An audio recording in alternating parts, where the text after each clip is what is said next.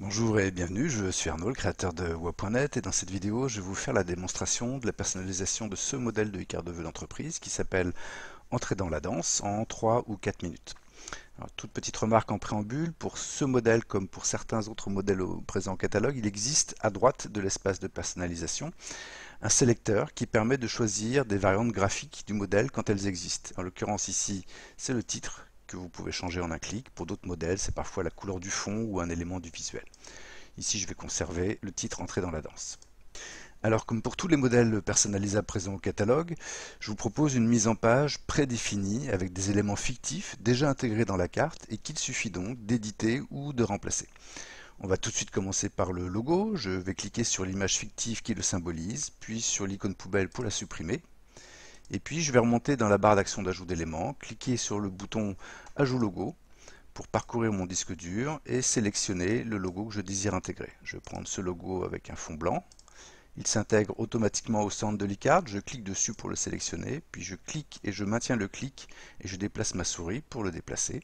Et enfin, je lâche le clic pour déposer le logo sur le sticker blanc qui favorise son intégration. On remarque que le logo est au-dessus de la punaise, il va donc falloir le faire passer en dessous. Pour ça, c'est très simple.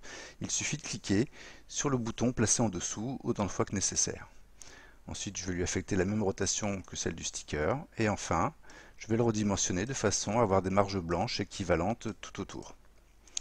Si jamais vous aviez un logo dans un format vertical, je vais en télécharger un pour l'exemple. Je vais prendre celui-ci. On s'aperçoit tout de suite que ça ne convient plus. Vous avez alors deux options, ou bien vous opérez une rotation à 90 degrés du sticker existant, puis vous replacez votre punaise et enfin votre logo.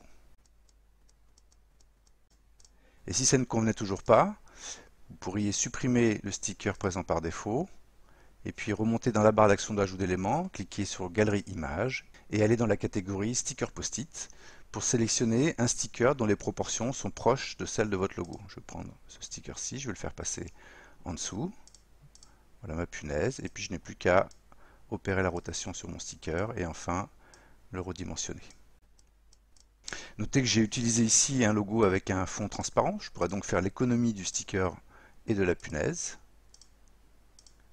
et intégrer mon logo à un endroit où les contrastes par rapport au fond sont suffisants. En l'occurrence ici le fond est clair, il n'y a aucun problème. Si jamais vous désirez un logo avec un fond transparent et que vous ne disposez que d'un logo avec fond blanc, vous pouvez utiliser une petite fonction de détourage qui est intégrée à l'outil. Je vais télécharger un nouveau logo pour la démonstration. Je vais prendre ce logo et je vais, avant toute opération de redimensionnement, détourer ce logo. Je vais cliquer sur le bouton Édition avancée. Puis dans la fenêtre qui s'ouvre, cliquez sur l'onglet Détourage, activez la fonction de détourage, et puis régler la transparence à 0,05 ou 0,010. Si vous allez au-delà, ça va affecter les teintes restantes du logo. 0,9 conviendra tout à fait. Je clique sur Sauvegarder et mon logo est détouré. Je peux maintenant le redimensionner à ma convenance et le placer sur un fond clair. Notez que cet outil ne rivalise pas avec un détourage sous Photoshop. Il sera toujours nécessaire de positionner le logo sur des teintes suffisamment claires pour éviter l'apparition d'un léger contour blanc. On va maintenant passer au message de vœux. Je vais cliquer sur le bloc texte qui contient le texte par défaut et puis nous allons éditer ce texte. Pour ça, deux solutions. La première, c'est double-cliquer sur le bloc texte, puis sélectionner le texte par défaut, le supprimer et taper son message. Je vous souhaite une belle année 2020. Je vais taper sur la touche Entrée de mon clavier pour passer à la ligne suivante. Pleine de satisfaction, de projet et de touche Entrée réussite. Si jamais vous étiez en panne d'idées pour votre message de vœux, j'ai rédigé pour chacun des modèles présents au catalogue une série de messages qui sont accessibles juste en dessous de l'e-card dans l'onglet Exemple de messages. Il vous suffit alors de sélectionner le texte qui vous convient le mieux, faire un CTRL-C ou POM-C si vous êtes sur Mac pour le copier. Puis je vais maintenant vous montrer la deuxième façon d'éditer un bloc texte. Vous vous êtes aperçu que lorsque vous le sélectionnez, il y a une petite palette d'outils qui lui est associée qui s'affiche.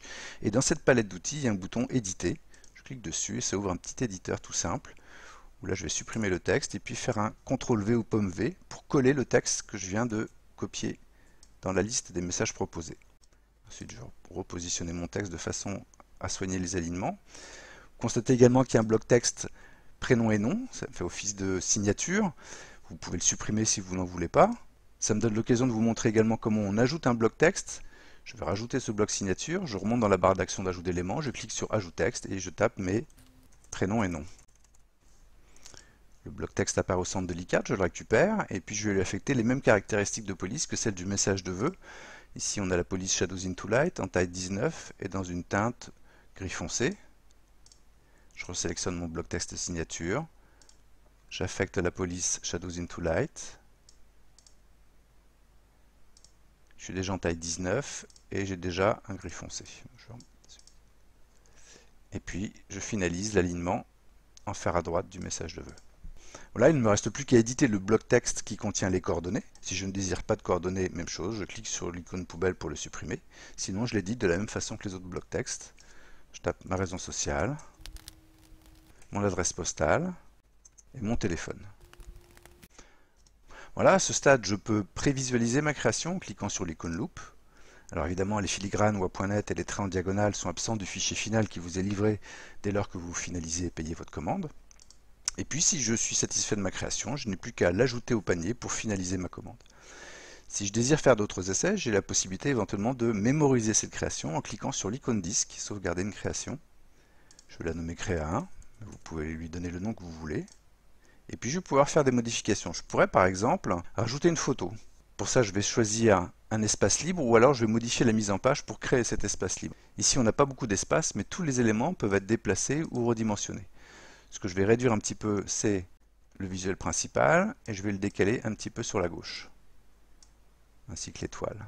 Ce qui me laisse un espace libre ici. Je vais même redescendre un peu le message, comme ceci.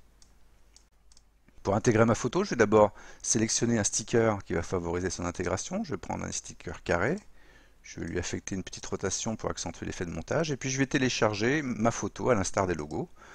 Je parcours mon disque dur, je sélectionne ma photo, je la récupère, je la redimensionne et je la positionne sur le sticker.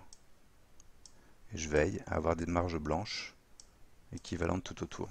Pour accentuer l'effet de montage, je peux aussi décider de rajouter, mais ce n'est pas une obligation, de rajouter une image de fixation. Je pourrais donc soit remettre une punaise comme tout à l'heure, ou même utiliser un scotch, pourquoi pas. Je vais prendre ce scotch et je vais le placer sur un coin de la photo. Je vais maintenant mémoriser ma deuxième création. Je vais cliquer sur l'icône disque, je l'appelle Créa 2.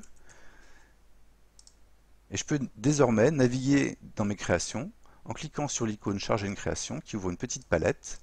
Je clique sur la première création qui s'affiche. Je rappelle la palette, je clique sur la deuxième création. Je décide que c'est celle-ci que je veux commander. Je la garde donc affichée et je clique sur le bouton Ajouter au panier pour finaliser ma commande. Voilà, merci beaucoup pour votre attention.